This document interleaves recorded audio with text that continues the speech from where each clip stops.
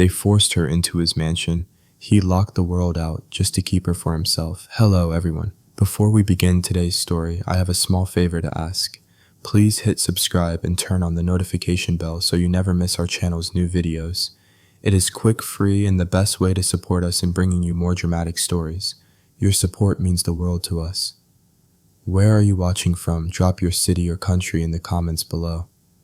Thank you very much. Now let us return to our main character.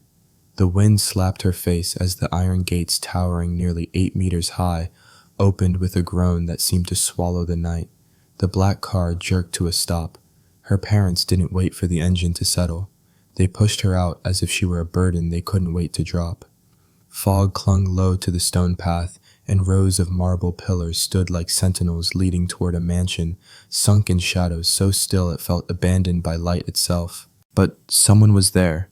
A tall man stepped out from the end of the mist-filled corridor, dark coat brushing the ground, posture impossibly steady. His face showed nothing, no welcome, no hostility, yet his eyes locked onto her like he had been waiting, searching, claiming. She stepped back on instinct, but the gate slammed shut behind her with a metallic crash that vibrated down her spine. The sound cut off the world she came from, the world she thought she knew. In that instant, she understood one terrifying truth. She hadn't just been delivered to a stranger's mansion, she had been delivered into his world, and people didn't leave his world easily. She turned toward the gates, palms pressed to the cold metal breath, trembling. Everything inside her screamed to run, but the walls were thicker than anything she'd ever seen, reinforced as if they were meant to withstand a war. When she spun back, the man was already closer, close enough for her to see how unnervingly calm he was. "Why am I here?" she whispered. He didn't answer. Instead, he looked at her as though he were memorizing the shape of her fear. Her parents cleared their throats behind her, avoiding the man's gaze the way someone avoids eye contact with a predator. "She's here." "Just like we agreed," her father muttered. The man didn't acknowledge them, not even a flicker. He simply lifted his chin slightly, directing his attention to her alone. "Come," he said quietly. The word was not a request, and yet it wasn't harsh either. It was steady, absolute, like gravity. She didn't move, not until her mother grabbed her wrist and hissed, "Don't make him angry." A chill swept through her. She opened her mouth to protest a question, but they had already turned away, already walking toward the gate as if fleeing a wildfire. They didn't look back, not once. The gates opened again for them, obedient, smooth, and slammed behind them with finality, this time locking her in completely. The man watched her reaction, eyes unreadable. "Follow me," he said again. She forced her legs to obey, stepping onto the stone path. The mansion loomed larger with every step, its windows dark, its silence heavy. Guards stood like statues under the lanterns, their expressions blank, their reverence unmistakable when the man passed by. Inside, the air was warmer but no less suffocating. The chandelier overhead glittered like captured stars, but its beauty only heightened the chill crawling beneath her skin. It was too perfect, too curated, too silent. She could hear her own heartbeat echoing in the vast hall. He finally spoke without turning toward her. "You'll stay in this wing. Meals will be brought to you. If you need anything, tell the staff." Her voice cracked. "How long am I supposed to stay here?" He paused. A long, unnervingly deliberate pause. "Until you're safe." Safe from what? From whom? Her throat tightened. Before she could ask, he signaled to the head butler. "Lock the estate," he ordered. The butler stiffened. "All of it, sir. All of it." With a series of mechanical clicks, the mansion shifted. Doors sealed. Shutters drew down. Metal barriers slid into place with cold efficiency. It felt like the world outside had been erased, shut out entirely. Her breath quickened. "Why did you lock everything?" He turned toward her fully for the first time. His eyes were dark, impossibly steady, as if carrying storms she couldn't see. "Because from tonight onward," he said softly, "no one gets in. And no one leaves without my permission." She stumbled back a step. "You can't keep me here. I'm not keeping you." He stepped closer. "I'm protecting you." The words should have comforted her, but they didn't. They sounded like a promise, or a warning. He walked past her coat, trailing behind him like a shadow. She followed the butler up the grand staircase, her hands trembling around the banister. Halfway up, something caught her eye, a large oil painting on the wall. A little girl, 8 years old, eyes wide frightened, her face unmistakably similar to her own, and beside the girl a boy with dark hair, and the same eyes as the man downstairs. Her breath hitched, footsteps approached behind her. She turned to see him standing there, gaze resting on the portrait. "You've been here before," he murmured. "You just don't remember." Her heart dropped. He leaned in slightly, voice barely above a whisper. "But I never forgot." The hall felt smaller, the air thinner as his words wrapped around her like invisible chains, not cruel but binding, certain. And with the faintest nod he walked away, leaving her frozen between the past she couldn't remember and the man who clearly remembered everything. She woke to silence. Not the peaceful kind, but the heavy, watchful kind, as if the walls themselves were listening. Her room was too pristine, too warm, too perfectly arranged. A tray of breakfast sat waiting on a marble table near the window, fruit, sliced exactly the way she liked, tea brewed just the way she usually made it at home, except she had never told anyone here how she liked anything. A shiver climbed down her spine. She stood slowly, her bare feet sinking into the thick carpet, and glanced toward the corner ceiling. A small blinking light, a camera, tilted in her direction. Someone had been awake before she was. Someone had been watching. She opened the door to find a guard posted directly outside, standing like a statue with hands clasped in front of him. He didn't meet her gaze, didn't acknowledge her at all. He was simply there. The mansion felt different today, more alive, but not in a comforting way, more like a beast stirred from sleep. She walked down the hall, every step echoing off the marble. When she reached the main floor, she found him seated in the grand library, sunlight casting sharp angles along his face. He wasn't reading the documents in front of him. His eyes were on the reflection in the glass cabinet, the reflection of her standing in the doorway. "Good morning," he said without turning. Her fingers tightened around the railing. "Did you put a guard outside my room?" "Yes." "Why?" "Because you're not safe yet." Safe. He kept using that word, but never explained why her life required this level of surveillance. She stepped farther into the room. "My phone has no service. None of the calls went through." "I know." That simple acknowledgement made her chest tighten. "Did you block my connection?" He finally looked at her eyes, dark and unblinking. "I blocked anyone from reaching you. My family isn't allowed to reach me." The edge in her voice trembled. "Especially your family." Her heart dropped. "What does that mean?" He leaned back in his chair, folding his hands. "It means they're not who you think they are." The cryptic answer only fueled her fear. She wanted to run from him, shake him, scream, anything to break through his calm exterior. Instead, she swallowed hard and tried to steady her voice. "You don't get to decide who contacts me." His jaw flexed. "I do when they're the reason you're here." She blinked. The room tilted slightly. "What do you mean?" He didn't answer. He simply stood and motioned for her to follow. They moved through hallway after hallway until he stopped at a closed door on the lower level. He pressed his thumb to the biometric lock, but before opening it, he hesitated as though second-guessing how much she could handle. She stepped closer. "What's inside?" He sighed softly, almost in regret, and opened the door. The room was dim, lit only by a few recessed lights. On every wall, rows of photographs were pinned, some new, some old and curling at the edges. She moved closer, breath catching in her throat. They were all of her, some from school events, some from birthdays, some from random street corners she didn't remember walking on, even one from inside her old living room window. Her legs shook. Why do you have these?" He didn't answer immediately. His gaze followed her as she walked as though afraid she might break if she moved too fast. "Because," he said quietly, "someone had to pay attention." She turned toward him, fury and fear clashing in her chest. "You've been watching me." "Protecting you," he corrected. She shook her head fiercely. "From what?" "From the man at the gate yesterday." Her blood ran cold. He stepped toward her, not close enough to touch, but close enough to be felt. "He's been looking for you for a long time. Your family knew that." "My family." Her voice cracked. "They made deals with him," he said softly. "Deals that involved you." She stumbled back, heart pounding. The photos in the room blurred and twisted. That can't be true. He watched her with an expression she couldn't decipher, not pity, not triumph, but something heavier. I'm not telling you this to hurt you. Then what are you trying to do, she whispered, to make you understand why you can't leave yet? A silence fell, a thick, devastating silence. She wrapped her arms around herself, suddenly chilled. You're not letting me go, are you? His eyes softened in a way she hadn't seen before. I'm not holding you prisoner. You're keeping me here. She pushed. I'm keeping you alive. Her knees weakened. She pressed a hand against the table to steady herself. He hesitated, then spoke more quietly.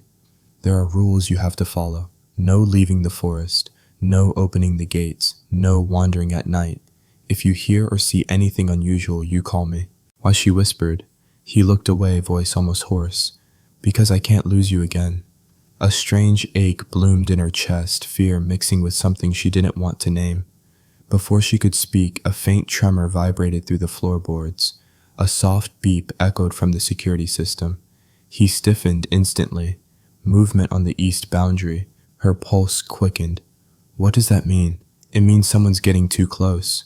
His voice dropped steel, replacing softness. She watched him shift calm, melting into alertness, protector replacing stranger. In seconds, he was giving orders into the intercom staff, running down the hallway like a well-trained unit. The mansion had turned into a fortress again. She turned toward the large security monitor mounted on the wall. There, flickering in the grainy camera feed, stood a man outside the second gate, watching the house, waiting. It was the same man from yesterday. Her breath caught. The image sent a bolt of terror through her spine. The butler stepped beside her, voice trembling. Miss, he's been searching for you for years. Her hands tightened on the edge of the screen. Why? The butler swallowed hard. Because of what happened 12 years ago. Before she could ask another question, the man, her captor, her protector, spoke sharply over his shoulder. Get her away from the windows. He met her eyes for a brief second, and in that second she finally understood. Whatever he was hiding, whatever he feared, whatever he had been preparing for it, had finally found them. She barely slept. Every time she closed her eyes, she saw the man at the gate, the photographs in the hidden room, the calm danger in the stranger's eyes. By morning, exhaustion clung to her like a second skin. When she opened her door, the guard was still there, same posture, same blank stare, fixed forward. Except now there were two of them. She stepped into the hall. Both guards straightened as if they'd been waiting for her. She swallowed hard and walked past them, feeling their gaze trail after her like a silent warning. Something had changed, something big. As she descended the staircase, she noticed a strange stillness in the mansion, an alert, expectant quiet. Glancing out the window, she saw the forest ringed with more guards than the day before. They weren't relaxed, they were braced. The world outside her window was no longer simply distant. It was gone.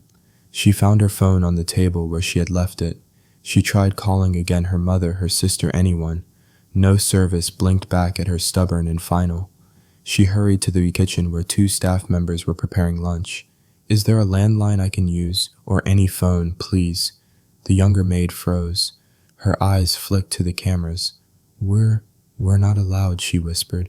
Not allowed by who? She demanded. The maid swallowed. By him. The bitterness in her mouth grew sharper. She turned and walked briskly toward the security wing. But before she reached it, two guards stepped into her path. Miss, you can't go down there. That's the security room. I just want to... we have orders. Her voice cracked. Let me through. Their silence was answer enough. She spun and stormed down the corridor until she reached the grand library. He stood at the window, hands clasped behind his back, watching the tree line like a man waiting for a war to begin. She didn't wait. You blocked every call I tried to make, she said. Why? He didn't turn. Because everyone who wants to reach you is a threat. Everyone. Her voice rose, including my own family, especially your family. The certainty in his tone made her stomach twist. You can't just cut me off from the world. I didn't cut you off, he said quietly. I cut them out. Her breath hitched. What gives you the right to decide who can talk to me? Finally he turned. His expression wasn't angry. It was worse. It was grim, resigned. The right I earned the moment they signed you away. Her mouth parted. Signed me away. He motioned to the desk. An envelope lay waiting. Her hand shook as she opened it and scanned the pages. Debt agreements, payment logs, her father's signature, her name, collateral. Her knees weakened. No, this is wrong. My family would never... Wouldn't they? His voice was cold, but not cruel, just tired. They sold you once 12 years ago. They sold you again this week. The words crashed into her, scattering her thoughts like glass. She backed away from him, breath coming short and sharp. She needed air, light, something real. Instead, she found herself running down the stairs through the long corridor straight toward the locked room she'd stumbled into last night. She needed proof, something, anything. But when she reached the door, she froze. It had a new lock, a heavier one, and taped across it was a note written in his unmistakably steady handwriting. Do not open this. It will hurt you more. Tears gathered behind her eyes. She ripped the note off and pounded on the door with both fists. Why are you doing this to me? Why won't you tell me the whole truth? Her voice echoed down the empty hall. Because knowing everything at once will break you. She spun around. He stood a few paces behind her, breath, shallow eyes darkened with something she couldn't read. Worry, regret, fear. She didn't care. You're watching me, she said, her voice shaking. You know every step I take, every breath. You control every door, every phone, I protect you, he corrected softly. From what, she cried. From who? From the man you saw at the gate, he said, and from the people who led him to you. Her chest tightened painfully. And my family, they knew he was hunting you, he murmured, stepping closer. They made deals with him. They hid from him, but they didn't protect you. She felt the floor fall away beneath her. He reached out, not touching her, just offering his hand in the space between them. I know you don't trust me. You shouldn't, but trust this. I will not let anyone take you again. Before she could respond, the mansion shuddered. A security alarm chirped once, soft but ominous. Then again, then a third time louder. He went rigid. Movement in the east perimeter, a guard called through the comms. Her blood iced. He took 2 steps toward the hall. Get her away from the windows. She stayed frozen. It's him, isn't it? He didn't have to answer. The look in his eyes said everything. She turned toward the nearest screen. The grainy feed showed a figure standing just beyond the outer fence, motionless, waiting, confident. It was the same man from the day before. Her hands curled into trembling fists. Why is he doing this? The butler appeared at her side, face pale. Because, miss, he's been searching for you for 12 years. Her breath stopped. Why me? The butler lowered his gaze. Because of what you saw the night your mother... Enough. The man's voice cut sharp and low. She's not ready. He stepped forward, closing the distance between them, and for the first time she saw true fear in his eyes. Not fear of the man outside, fear of losing her. Listen to me, he said softly, urgently. Do not go near the gates. Do not go near the windows. And whatever happens, stay with me. As the security alerts grew louder, she finally understood. The world outside the mansion wasn't gone. It was hunting her. The house felt wrong that night, too quiet, too alert, as if every shadow held its breath. She wandered down this corridor, despite knowing she shouldn't, unable to shake the image of the man at the gate or the weight of her father's signature branding her as collateral. She needed answers, real ones, not half-truths, not warnings. Her steps slowed as she reached the lower floor. A faint light glowed under the door of the room she wasn't supposed to enter. Last night it had been locked. This time the lock hung slightly ajar. Her heart pounded. He must have forgotten to secure it in the chaos. She pushed the door open. At first she thought it was just a storage room. Then her eyes adjusted and the truth struck her like a blow. Every wall was covered with photographs. Hundreds of them. Her at almost every age. Her playing with a stray cat at age 10. Her walking home from school at 13. Her standing alone at a pier at 16, staring at the water. Her smiling in a cafe with a friend she no longer spoke to. Some were so close up, so intimate she staggered backward, one hand flying to her mouth. On a small table sat a thin wooden box, old, worn. She reached for it with trembling fingers and opened it. Inside were labeled tapes, dates from years ago. neat handwriting she recognized now as his. And then the last one, subject to her name, age 8, her knees weakened. She forced the lid closed and hugged herself, breath quivering. "Why do you have this?" she whispered to no one. But someone heard. "You weren't supposed to see that." She whirled around. He stood at the doorway, shoulders tense, breathing slightly uneven, as if he'd run to get there in time. But his face wasn't angry. He looked devastated. "You've been watching me," she choked out. He didn't move. "I've been protecting you." "That's not protection," she said, voice rising. "This is surveillance. This is obsession." A flicker of pain crossed his expression, quick and raw. "You think I wanted this. You think I enjoyed standing at a distance for 12 years, afraid to get close because getting close meant putting you in danger." She shook her head. "Stop speaking in riddles. Just tell me the truth." He stepped inside the room, gaze sweeping over the photographs before settling on her. "You want the truth? Fine, but it will hurt. I'd rather hurt than be trapped in your silence." He exhaled slowly, dragging his hand through his hair. 12 years ago, you were not lost. You were taken by the man outside our gate. The air drained from her lungs. Taken. He wanted leverage. Your family gave him you. Your mother disagreed. She tried to run with you. That night is when everything happened. Her vision blurred. She grasped the edge of a table to steady herself. I don't remember that." "You do," he said quietly. "Your mind buried it to survive." Flashes hit her hot metal doors, firelight, the sound of someone shouting her name. A pair of hands lifting her from smoke. Her breathing quickened. "No," she whispered. "Yes." His voice softened. "I was there. I pulled you out."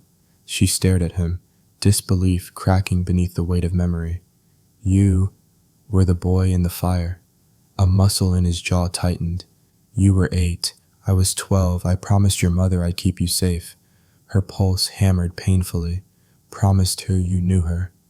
"She found me," he said, "hours before her death. She begged me to save you. I did, but I didn't get her out in time." He looked away, shame swimming behind his eyes. "I've lived with that guilt every day." A tear slid down her cheek. "Why didn't my family tell me? Why didn't they? Because they tried to sell you again weeks later." His voice hardened, but not toward her. And because admitting the truth meant admitting what they'd done. She stumbled back, horrified. "No, you're lying." He stepped forward, but stopped when she flinched. He held his hands up in surrender. "I won't touch you, ever. Not unless you want me to." That small restraint, unexpected, deliberate, made something inside her crack. "I don't understand," she whispered. "Why follow me for so long?" His eyes softened, dark and quiet. "Because after that night you were a target. They wanted you back, and I couldn't let that happen." A pause. "And because you were the only thing from my childhood that didn't burn down." Her breath caught, not from fear this time, but from the weight of what he wasn't saying. "You were a boy," she murmured. "You shouldn't have had to protect anyone." "I didn't protect you well enough," he said. "But I'm trying now." The honesty in his voice, bare, uninvited, fragile, stole the anger from her chest, leaving only confusion and a strange ache. She sank onto a chair, burying her face in her hands. "Everything I believed was a lie." He crouched down a few feet away, giving her space. "Not everything. You're safe now, and I won't let him get to you again." There it was again, that word. Safe. But this time she heard something else beneath it. Fear. For her, not of her. "Tell me who he is," she said softly. "You'll know soon," he murmured. "But right now I need you to trust me." She lifted her head, eyes meeting his in the dim light. "I don't know if I can." He nodded once, accepting it without flinching. "Then let me earn it."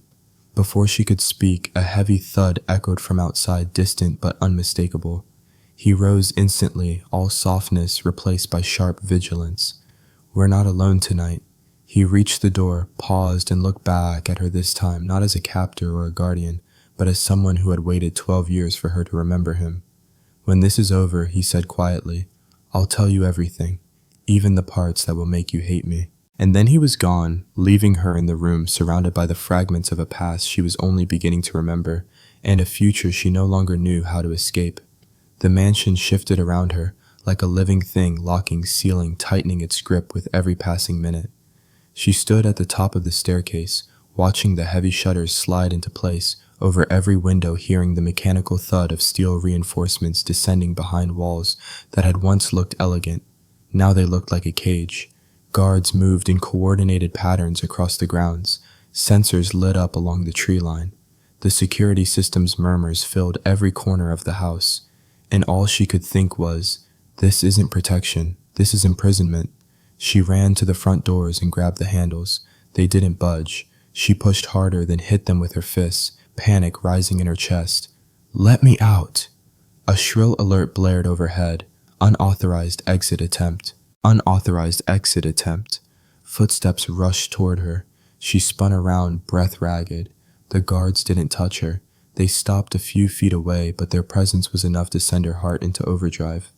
Then he arrived. He moved through the hall with a speed she hadn't seen before, coat sweeping behind him, eyes wide, not with anger, but with fear. He shoved past the guards and reached her, pulling her into his arms before she could fight him. "Don't do that," he breathed, voice shaking. "You can't just open the doors like that. You can't." She shoved him back, tears stinging her eyes. "I can't live like this. I'm not your prisoner." He froze, chest heaving. Something inside him broke just slightly. "You're not my prisoner," he whispered. "You're the one person I can't lose again." She turned away, pressing her hands to her face. "Again, you keep saying that, as if I'm supposed to understand." He didn't answer. Instead, he walked toward the window and pressed his hand against a panel. The glass shifted, revealing a translucent projection of the forest thermal sensors tracking movement. Something was out there, something watching. He didn't have to explain. The fear in his posture told her everything. She wandered into his study a moment later, desperate to breathe, desperate for space. Papers lay scattered across the desk, contracts, urgent emails, directives from company executives. She scanned them, confusion turning to something else entirely. He had canceled meetings, withdrawn from negotiations, cut himself off from his own world. One headline caught her eye. CEO refuses to leave private estate board, demands explanation. She sank into the chair, trembling. He wasn't just keeping her in. He was keeping himself in too. When she looked up, he was standing in the doorway, watching her carefully. "You're sacrificing everything," she whispered. Why his silence said enough. She rose slowly. "Tell me who that man is, the one hunting me." He hesitated. "A man your father made a deal with. Twice. A man who wanted you as leverage. A man who doesn't stop." She staggered backward. "My father wouldn't." "Yes," he said quietly. "He would." Her breath hitched. The betrayal burned like acid in her throat. Why would he do that? Why would any family? Because you remember something. His expression darkened. "Even if you don't know it yet." She pressed her back to the bookshelf, shaking. "I don't remember anything." "You will." His voice lowered, almost pained. "And when you do, it'll terrify you." The room suddenly felt cold, too small, too sharp. "Why didn't you tell me sooner?" she demanded. "Why keep me in the dark?" He swallowed. "Because I didn't want you to look at me with fear." Before she could respond, a guard burst into the room. "Sir," movement at the east fence again. Same pattern as last night. He went pale. "Lock the perimeter. Double the teams." The guard nodded and sprinted off. She stepped closer, her voice barely above a tremor. "What does he want from me?" He looked at her, or really looked at her with an expression carved from grief. "He wants what he nearly got 12 years ago." Her body went cold. "Stop speaking around it, just say it." His jaw clenched. "He wants you back." The word "back" slammed into her chest. She hated herself for the way her hands shook, for the way her knees weakened, for the way she wanted him to steady her, even as she resented him. He stepped forward slower this time. "You're shaking." "Because I'm terrified," she snapped. "I know." His voice softened. "But fear doesn't mean you're alone." "Is that why you keep me here?" she whispered. "Because you think the world will take me away?" A shadow crossed his eyes. It already did once. Something inside her pulled tight. "And locking me in is your solution." "No," he said softly. "Losing you is not an option." That's the truth. A long silence stretched between them. Finally she whispered, "You can't control me." He nodded once, as if the admission hurt. Then I'll protect you, without control. If you want to leave, I'll open the gates myself. When it's safe." The vulnerability in his voice unnerved her more than his authority ever had. She dropped her gaze. "I don't know what to believe anymore."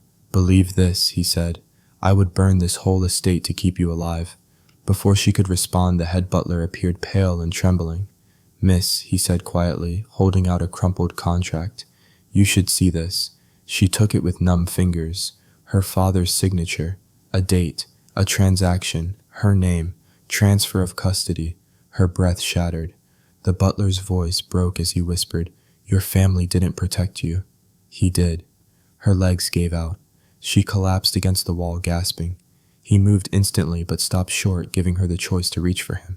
She didn't because she couldn't move yet. Something within her cracked open, shifting, realigning. He wasn't the one who broke her life. He was the one holding the pieces together. And the terrifying part was, she didn't know whether that made her feel safer or more trapped than ever. She didn't realize she was crying until the tear slipped down her wrist. It tasted like fear, like betrayal, like every piece of her life had been pulled out from under her. The mansion seemed to pulse with her panic walls, closing in air, thinning silence sharp as broken glass. She stumbled down the hall, gripping the railing as if the world were tilting. Somewhere behind her, guards murmured into radios, metal clicked, alarms hummed softly. But the only sound she truly heard was her heartbeat, frantic and uneven. She pushed open the first door she found and collapsed inside. The room was empty, dimly lit, the faint hum of security monitors seeping through the walls. She pressed both hands against her chest. "They sold me." Twice she whispered to the empty room. A floorboard creaked. She didn't turn. She knew it was him. "Tell me I misunderstood," she said, voice trembling. "Tell me I didn't hear it right." He stepped inside slowly, as if approaching a wounded animal. "I told you the truth because lying any longer would destroy you." She spun, eyes blazing with hurt. "It already did." He swallowed, jaw tight, shoulders tense. "You asked for answers. I asked for honesty, not destruction," she cried. His expression faltered just for a second. "Sometimes they are the same thing." She backed away from him, shaking her head. "Why didn't you tell me from the start, but you weren't ready?" She let out a bitter laugh. "You don't get to decide what I'm ready for." His voice dropped. "If I told you everything at once, you would have run. Straight into the hands of the man who's hunting you." Her throat tightened. "Why me?" He hesitated. "Just long enough to make her chest seize. Because you were the only one who got away." She staggered back. Got away from what? From him. His voice hardened.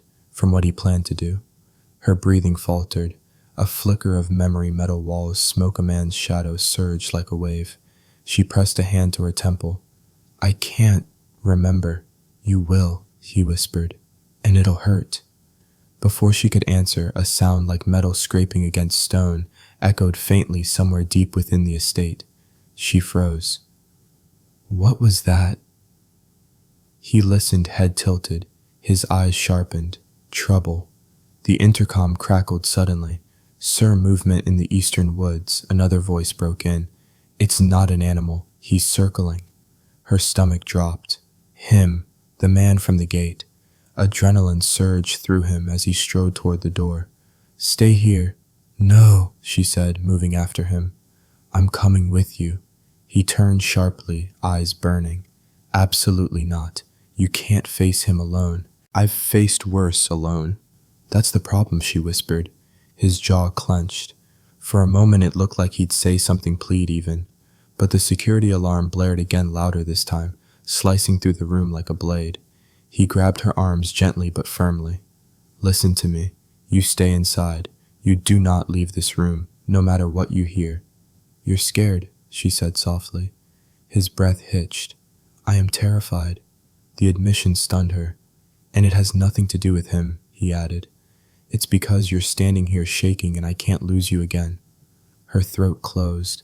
A warmth bloomed somewhere deep inside, terrifying and disorienting. He stepped back, forcing distance between them. "Lock the door behind me." Then he was gone. The moment the door clicked shut, dread filled her lungs. She ran to the security monitor mounted on the wall and tapped the screen. It flickered to life. He was already outside, alone. A figure moved at the tree line, dark and deliberate. The man hunting her stepped out into a shaft of moonlight, head tilted slightly as if greeting an old enemy. Even through the grainy feed, she could see the cruel patience in his smile. Then another figure moved behind her protector, quiet, masked, armed. Her blood ran cold. "No," she whispered. "He doesn't see him." Her hands flew across the console as she activated the mansion's PA system. "Behind you," she screamed into the mic. He jerked around just in time. The ambusher lunged and the two collided hard. He fought with brutal precision, but there were too many of them, shadows emerging from the forest, circling him, forcing him back. She could barely breathe. When a second attacker emerged from the side, she watched him take the hit across his shoulder. She felt the pain as if it were her own. The screen shook with motion as he stumbled but didn't fall. "He needs help," she whispered. "I can't stay here." She ran. Down the stairs, through the hall, past shouting staff, past guards who yelled after her. She didn't stop until she reached the back door, unlocked in the commotion, and pushed into the night air. Darkness swallowed her whole. Branches whipped at her arms as she sprinted toward the sounds of fighting. She didn't think. She couldn't. The fear of losing him, truly, losing him, was stronger than any instinct to run away. She burst into the clearing, just as one of the attackers swung a weapon towards him. "No," she screamed. She grabbed a fallen branch, hurling it at the attacker with all the force she had. He turned towards her, momentarily distracted just long enough. Her protector used the opening to strike hard, sending the man sprawling. Another attacker moved in, and she cried out as he grabbed her arm. Panic exploded inside her, but the man who had locked the world out for her became a storm. He tore the attacker away from her, fighting with a ferocity she had never seen. It wasn't elegant, it wasn't controlled, it was desperate, terrified, human. And it ended with him blocking her with his own body, as a final blow aimed at her caught his shoulder instead. He gasped a sound she'd never heard from him, and collapsed to one knee. She dropped beside him immediately. "You're hurt. Oh God, you're hurt." His head tilted toward her breath, ragged eyes glassy with pain. Are you okay?" She grabbed his face between trembling hands. "Don't worry about me. Don't you dare." He exhaled a faint, pained smile, tugging at his lips. "Good. I was afraid you might run. I ran to you," she whispered. His eyes closed at that. A shiver passed through him. From the deeper shadows of the woods, the man hunting her watched silently, then faded back into the darkness, leaving only cold air and the echo of danger behind. She didn't notice. Her whole world was the man bleeding into her hands. "Stay with me," she begged, voice breaking. "Please, stay." He leaned against her, breath trembling. "I'm not going anywhere." And for the first time since she entered his mansion, she believed him. He drifted in and out of consciousness as she helped the guards carry him back through the mansion doors. His weight slumped against her warm blood, seeping through the fabric of her sleeves. Every breath he took sounded like it hurt, and each sound carved deeper into her chest. In the medical room, staff moved quickly, cutting away fabric, disinfecting wounds, stitching the gash in his shoulder. She stood beside the bed, trembling, her fingers stained red. When the doctor finally stepped aside, he opened his eyes just enough to find her. "You're safe," he murmured, like it was the only thing that mattered. She let out a shaky breath. "You're the one who almost died." He tried to sit up, but the pain pulled him back. "I've had worse." "That's not comforting," she whispered. A long silence stretched between them, thick with unsaid things. Then she finally spoke the words that had been clawing at her throat. "You have to tell me everything now. I can't keep living in pieces." He exhaled deeply as if bracing himself. "All right, sit." She sank into the chair beside the bed, heart pounding. He stared at the ceiling for a long moment before he began. 12 years ago, the night of the fire. You weren't just a random target. Your family saw something they were never meant to see, something that tied them to a man who deals in secrets, weapons, and people. Her pulse quickened. "The man who's hunting me now is..." His jaw tightened. "Your father made a deal with him. When things went wrong, he tried to trade you to save himself." She recoiled. No, you're lying."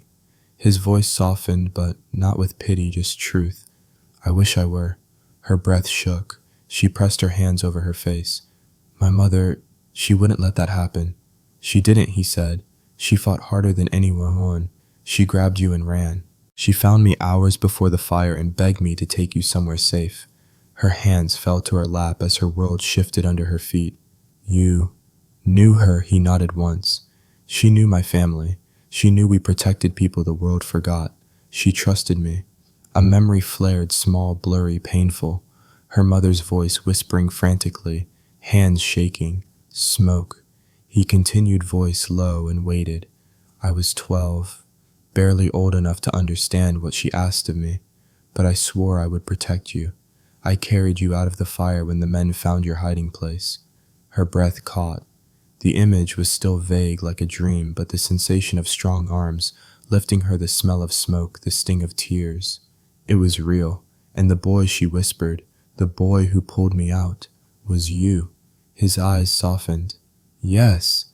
She slapped a hand over her mouth as the truth crashed into her. That memory buried deep, sealed away, slipped back like a broken piece of her childhood falling into place. Her voice broke. Why didn't you ever tell me? He looked away, guilt flickering across his face. Because I couldn't keep you then.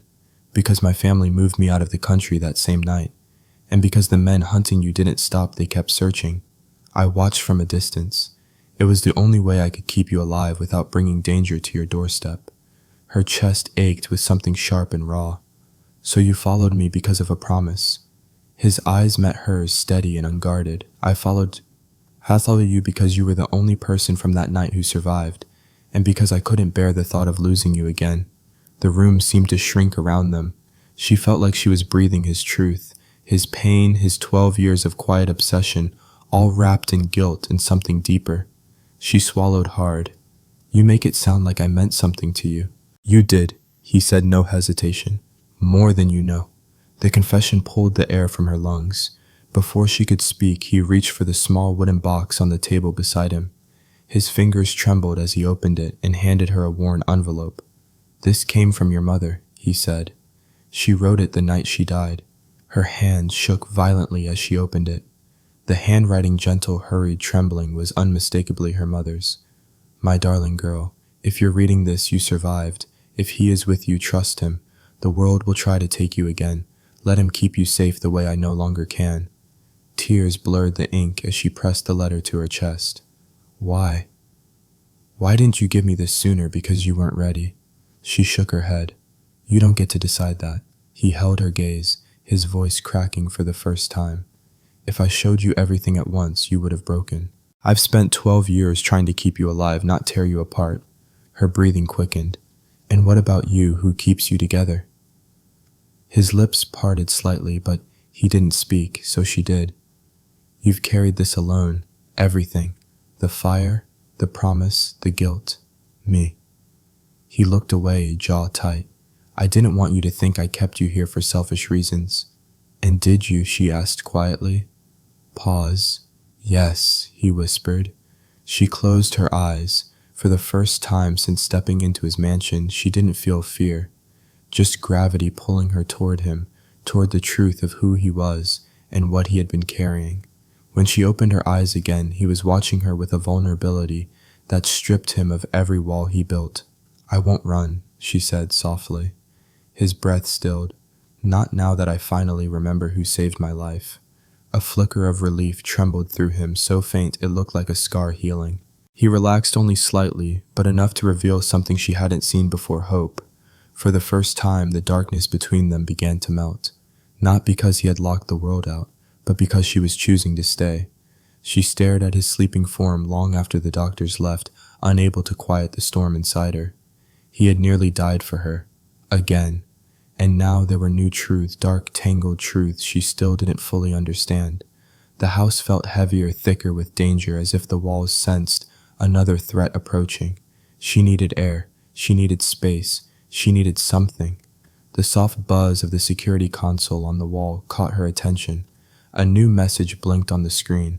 Incoming transmission. Encrypted. She hesitated, then pressed play. A woman's voice, soft, trembling, familiar, filled the room. My sweet girl, if you're seeing this, please come outside where I can talk to you. Her mother's voice. Her breath froze. She leaned closer, tears stinging her eyes as the audio crackled. I'm sorry for everything. Let me explain. Come now, before it's too late." She staggered back from the monitor. "Mom," she whispered, voice breaking. The recording played again, this time with a faint glow, a looped hologram projected near the window. Her mother stood there, ghost-like and pleading, hands outstretched. It couldn't be real, but grief didn't care about logic.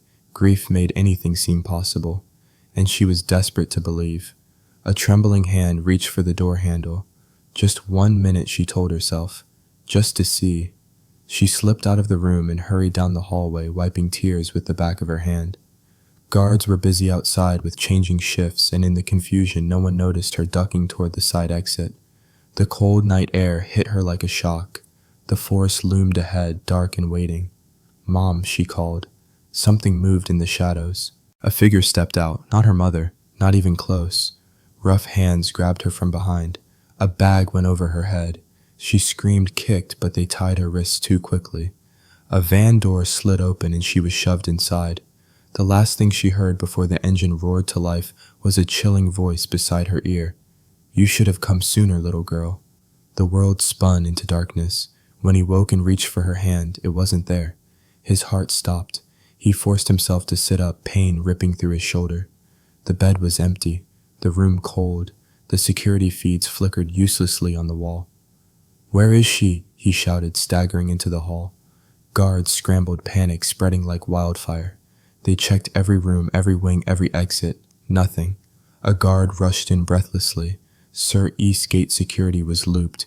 10 minutes of missing footage. He went white. How long ago? 7 minutes.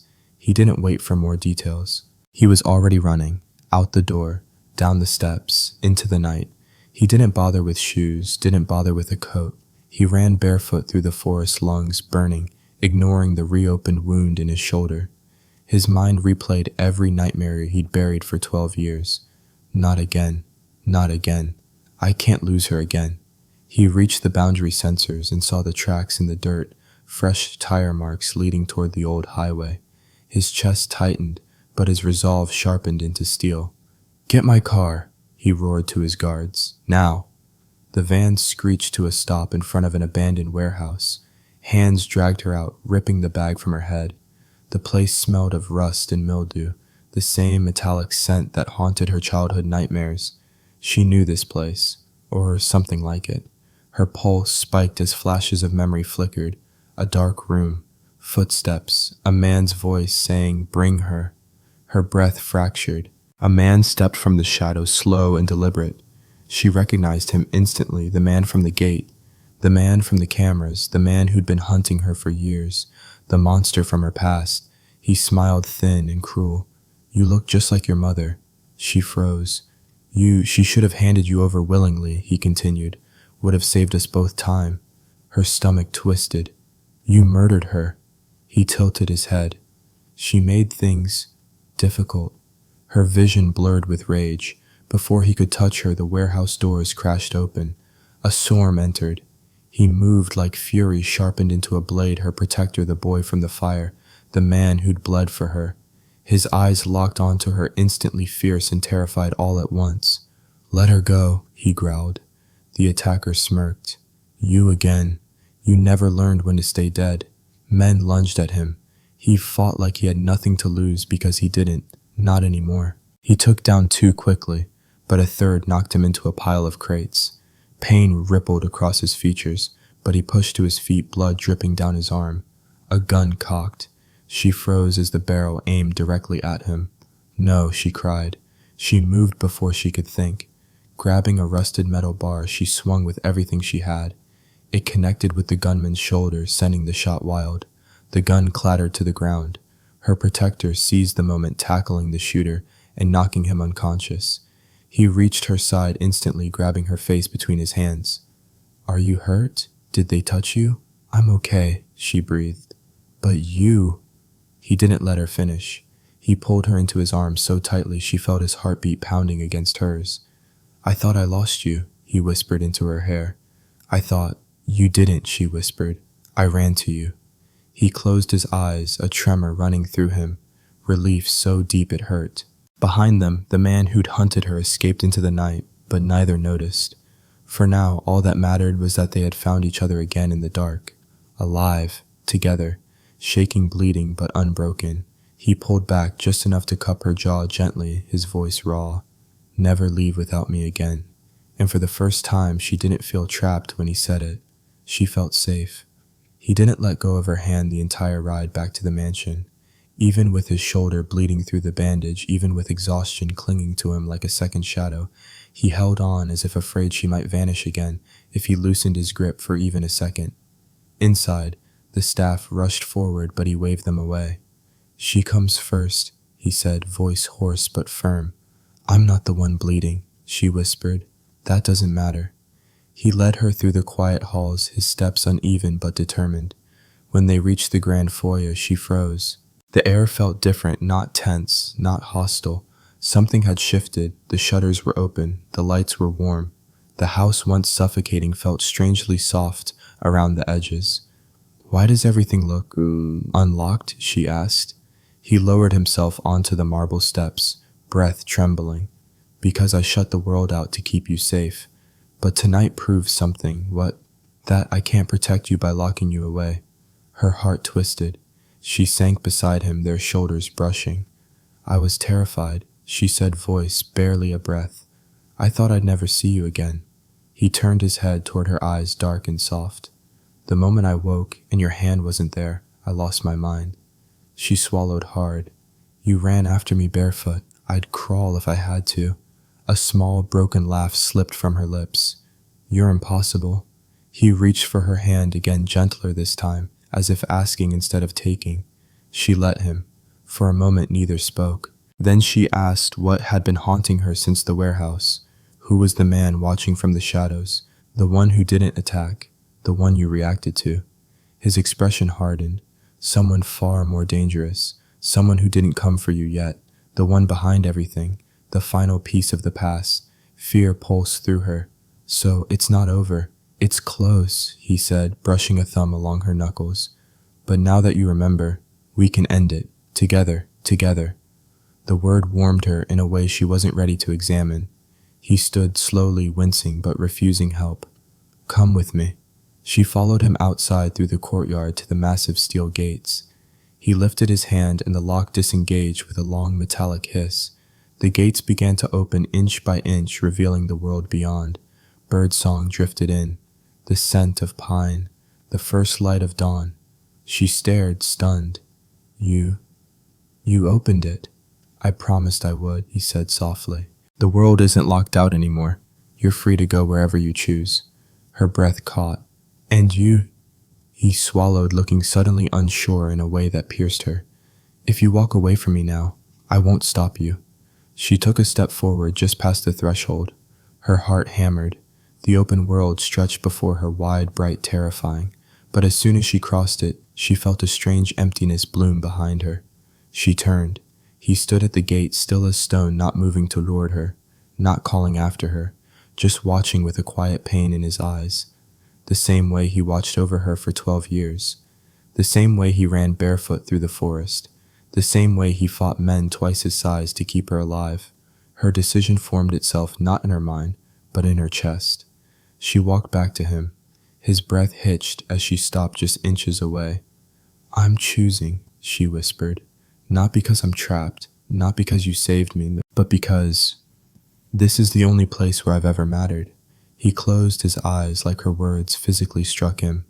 When he opened them, the raw emotion made her chest tighten. "Are you sure?" he asked quietly. She nodded. "I'm home." The tension broke from his body all at once. He exhaled shakily, forehead dipping until it brushed hers. "Then I'll spend every day proving you didn't choose wrong." They stood like that in the soft morning light, no walls, no locks, no secrets left between them. Just two people who had lost everything except each other. Later, as they walked back into the mansion together, the head butler hurried toward them.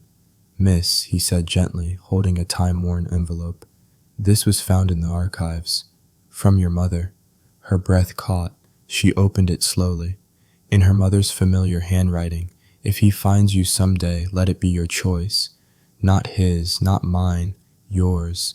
A tear slid down her cheek. She clutched the letter to her heart and turned to him. My choice is you. He pulled her into his arms, holding her, as though the world could never take her again, and for the first time she truly believed it. The mansion doors closed softly behind them, not as a prison, but as a beginning, and somewhere deep in the forest the last shadow watching them faded away. But this time he knew they weren't running, they were ready. If you stayed with them until the final line, thank you. Tell me what moment hit you the hardest in their journey, tap, like if you want more love stories born from danger and healing, and if you want to follow their next chapter, or meet new characters in worlds just as dark and tender, make sure to subscribe so you never miss a story.